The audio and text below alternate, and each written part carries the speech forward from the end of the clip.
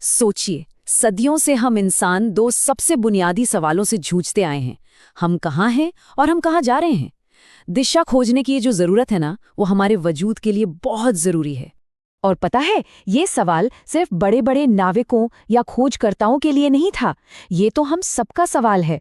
हम सब अपनी जिंदगी में एक दिशा की तलाश में रहते हैं, चाहे वो कोई नया करियर हो या फिर मन की शांति की खोज। तो दिशा को समझने के ना मोटे तौर पर दो तरीके निकले। एक, बाहरी दुनिया में अपना रास्ता खोजने के लिए, जैसा पुराने जमाने के नाविक सितारों और एस्ट्रोलैब जैसी चीजों से करते थे। और दूसरा तरीका है अपनी अंदर की दुनिया को व्यवस्थित करने का, जैसा कि हमें वास्तुशास्त्र सिखाता है। ये हमारे घरों और जिंदगी में एक तालमेल बनाने के लिए दिशाओं के सिद्धांत का इस्तेमाल करता है। आज तो हमारे पास जीपीएस हैं, गूगल मैप्स हैं, लेकिन सोचिए उस जमाने के बारे में जब ये कुछ भी नहीं था। हमारे पूर्वजों को जिंदा रहने के लिए प्रकृति के इशारों को पढ़ना सीखना पड़ा। वो जानते थे कि सूरज, चांद और तारों को देखकर या पेड़ों पर जमी काई को देखकर रास्ता कैसे खोजना है। और इसमें कुछ लोग तो माहिर थे, जैसे पॉलिनीशियन नाविक। वो सूरज के रास्ते, चांद के घटने बढ़ने और यहाँ तक कि समंदर की लहरों के पैटर्न को समझकर हजारों मील का सफर तय कर लेते थे। कमाल है ना? एक बहुत ही सरल लेकिन कमाल का तरीका है जिससे सिर्फ एक छड़ी और सूरज की मदद से दिशा का पता लगाया जा सकता है। बस एक डंडी को जमीन में सीधा गाड़ दीजिए और उसकी परछाई की नोक पर एक निशान बनाइए। 15 मिनट रुकिए और फिर से परछाई की नोक पर निशान लगाइए। अब इन दोनों निशानों को जोड़ने वाली जो लाइन है वो पश्चिम से पूरब की ओर जाती है, जिसमें पहला निशान पश्चिम दिशा को दिखाता है। कितना आसान है। तो ये तो हुई जमीन की बात। अब जरा नजर आसमान की तरफ उठाते हैं। हजारों सालों से तारे ही इंसानों के लिए सबसे भरोसेमंद जीपीएस हुआ करते थे। और जब हम आसमान की बात करते हैं तो एक तारामंडल है जो हजारों सालों से हमारा मार्गदर्शन कर रहा है, सप्तऋषि। इसे बिग डिपर के नाम से भी जाना जाता है और ये हमेशा से नाविकों और मुसाफिरों के लिए सबसे बड़ा गाइड रहा है। अब सवाल ये है कि सप्तऋषि इतना खास क्यों है। वजह यह है कि इसके आगे के जो दो तारे हैं वो हमेशा सीधे ध्रुव तारे की ओर इशारा करते हैं, जो कभी अपनी जगह से नहीं हिलता। अगर ध्रुव तारा मिल गया तो नमस्ते। आज बात करेंगे एक ऐसी चीज की जो इतनी सिंपल है कि हम उस पर ध्यान भी नहीं देते, पर उसने सचमुच पूरी दुनिया का नक्शा ही बदल दिया। जी हां, हम बात कर रहे हैं कंपास की। ये सवाल वाकई बहुत बड़ा है ना? सोचिए, एक छोटी सी सुई जो बस नॉर्थ की तरफ घूम जाती है, उसने कैसे समंदर में जाने वालों को, नए रास्ते खोजने वाले व्यापारियों को और बड़े बड़े साम्राज्यों को इतनी हिम्मत दी होगी। चलिए इसी मजेदार कहानी को जरा और करीब से देखते हैं। तो इसकी कहानी शुरू होती है 1000 साल से भी पहले प्राचीन चीन में। जरा सोच कर देखिए, एक नाविक है, आसमान में बादल छाए हैं, तारे भी नहीं दिख रहे हैं, और वो पानी के कटोरे में तैरती लोहे की मछली को देख रहा है। ये कोई मामूली मछली नहीं थी, ये मैग्नेटाइज थी और हमेशा हमेशा एक ही तरफ यानी दक्षिण की तरफ इशारा करती थी। यही था कंपास का सबसे पहला, सबसे शुरुआती रूप। कितना सिंपल पर कितना जबरदस्त आइडिया।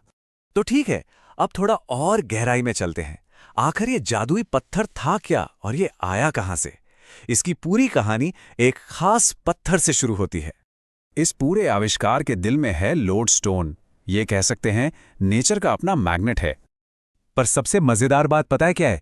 कंपास को सबसे पहले समंदर में रास्ता खोजने के लिए बनाया ही नहीं गया था। नहीं, हान डायनेस्टी के टाइम में चीन में इसे आध्यात्मिक कामों के लिए इस्तेमाल करते थे, जैसे कि भविष्यवाणी करना या फेंगशुई के लिए। मतलब इसका काम था बिल्डिंग्स और शहरों को कुदरत की एनर्जी के साथ अलाइन करना। तो दुनिया में रास्ता खोजने से पहले कंपास का इस्तेमाल दुनिया को समझने के लिए हो रहा था। है ना कमाल की बात? और बस यहीं से ये आइडिया धीरे धीरे पूरी दुनिया में फैलने लगा। हाँ, थोड़ा टाइम लगा। फेंगशुई से निकलकर पहले चीन की आर्मी ने इसे जमीन पर रास्ता खोजने के लिए यूज किया।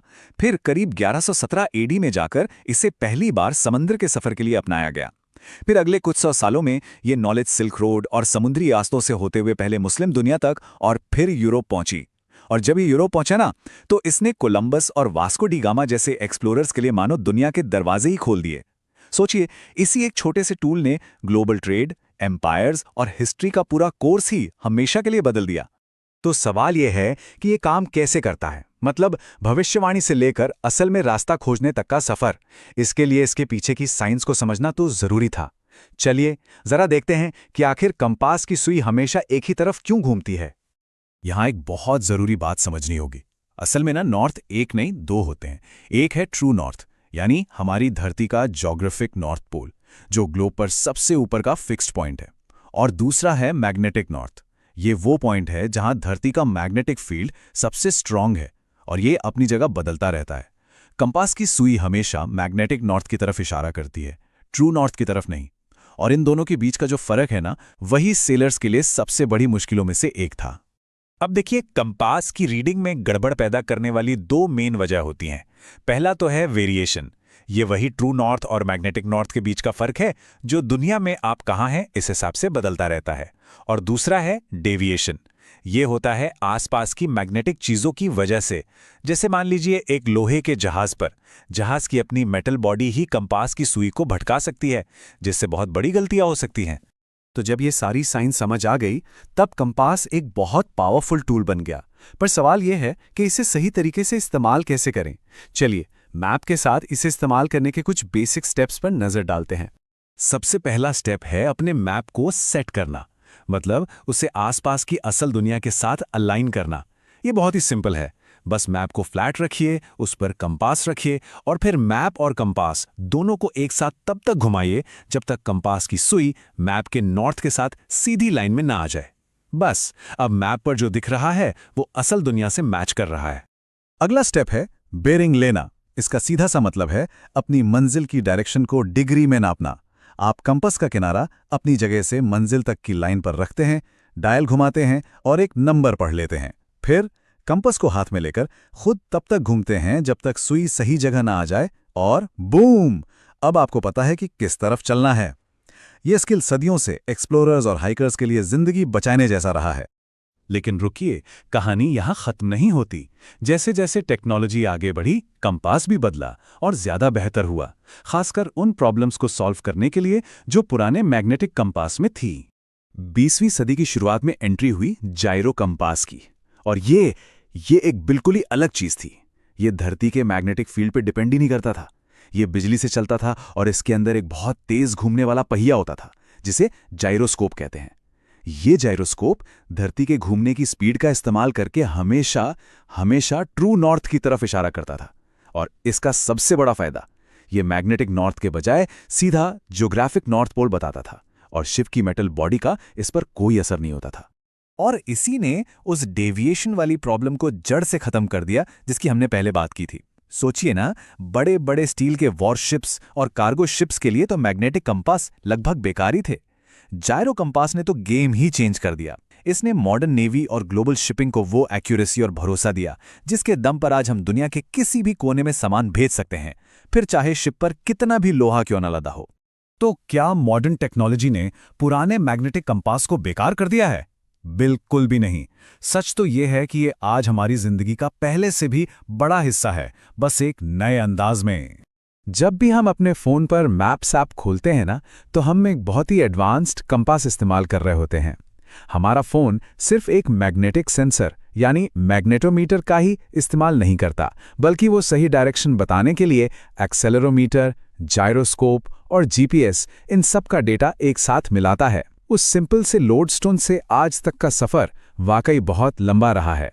तो देखिए, टेक्नोलॉजी कितनी भी बदल गई हो, कंपास का जो बेसिक प्रिंसिपल है वो आज भी उतना ही जरूरी है जितना सदियों पहले था।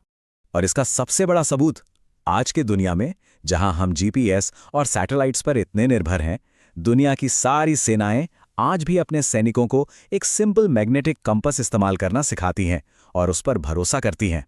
वजह बहुत सीधी सी है, ये भरोसेमंद है।